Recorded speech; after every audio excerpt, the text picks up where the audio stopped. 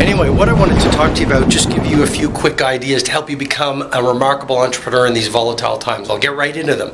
Number one, to have what only 5% of the population have, you must be willing to do what only 5% of the population does. That's taking risks, that's dreaming big, that's growing other leaders around you, that's adding more value for your customers than they have any right to expect. But just remember that idea, to have what only 5% have, you must break free of the crowd and do what only 5% are willing to do. Number two, please remember that education is inoculation against disruption.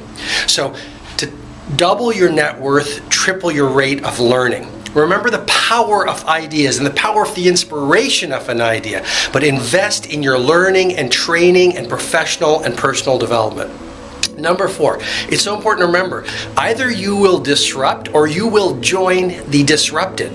So I know it's uncomfortable when you leave the safe harbor of the known and you go out into the blue ocean, but that is where the action lies. And if you don't do that, then you're going to end up like a Kodak or a Blockbuster or all these companies that fell in love with their success. They fell in love with their way of doing things. They thought that the way they always did things would keep them successful in the future, and they got knocked out of the game. And the final thing to remember is, if you're not leading, then you're following.